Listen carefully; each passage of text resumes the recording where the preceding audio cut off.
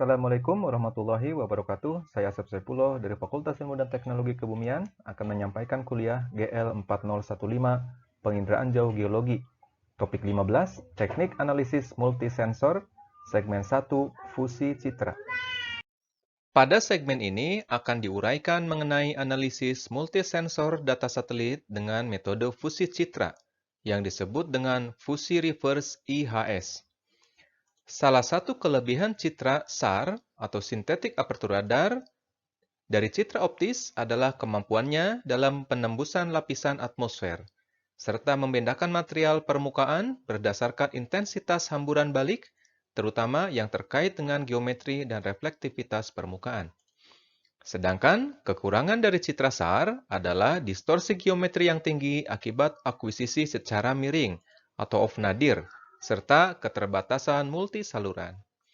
Di sisi lain, citra optis memiliki kelebihan berupa distorsi geometri yang kecil akibat akuisisi secara vertikal dan kemampuan dalam mengidentifikasi material berukuran mineral di permukaan berdasarkan karakteristik reflektansinya. Tetapi, citra optis memiliki kekurangan terkait dengan kemampuan penembusan sehingga sering terganggu oleh kondisi atmosfer. Sehingga, integrasi citra dari kedua sensor melalui proses fusi diharapkan bisa mendapatkan kelebihan dari kedua sensor tersebut. Ada banyak metode dalam menggunakan fusi citra. Pada segmen ini akan dijelaskan salah satu metode fusi sederhana dengan penggabungan satu saluran citra SAR dan dua saluran citra optis ke dalam suatu sistem penggabungan saluran yang disebut sebagai fusi reverse IHS atau RIHS. Metode ini cukup efektif untuk mengidentifikasi fitur material di permukaan tidak hanya berdasarkan geometrinya, tetapi juga berdasarkan sifat fisis materialnya. Metode RIHS pada prinsipnya menggunakan fusi citra komposit dengan kombinasi intensity, hue, dan saturation dengan transformasi terbalik menjadi komposit warna blue, red, green.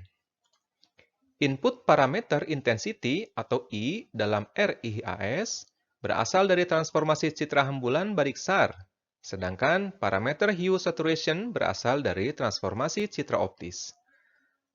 Tahapan fusi RIHS terbagi menjadi 3 kelompok transformasi, yaitu untuk citra hembulan balik SAR, citra optis, dan proses pembalikan IHS seperti yang akan dijelaskan pada salindia berikutnya.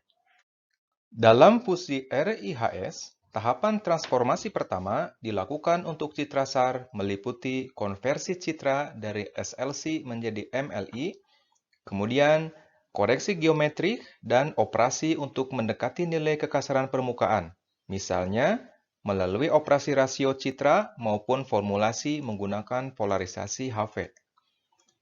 Tahapan transformasi kedua dilakukan untuk citra optis, yang dimulai dengan koreksi atmosfer dan geometri transformasi MNF atau Minimum Noise Fraction, pembentukan komposit RGB dari saluran NMNF 1, 2, 3, kemudian transformasi ke komposisi warna IHS.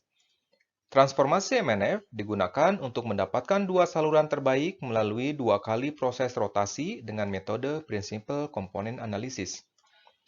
Tahapan transformasi ketiga berupa koregistrasi citra SAR terhadap citra optis, kemudian pembentukan komposit IHS dengan komponen I dari citra radar, kemudian pembalikan komposit IHS menjadi RGB kembali.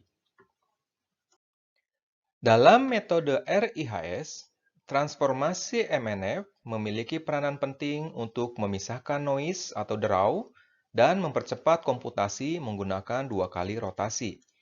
Rotasi pertama menggunakan komponen utama atau prinsipal komponen dari matriks kovarian derau untuk memisahkan dan mengubah skala derau dalam data.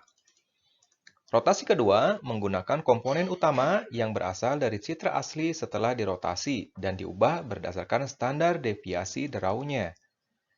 Citra MNF 1, 2, dan 3 memiliki 3 nilai eigen terbesar yang akan dipilih 2 saluran diantaranya untuk dilakukan fusi dengan citra rasio intensitas hamburan balik SAR setelah proses transformasi warna RGB ke IHS.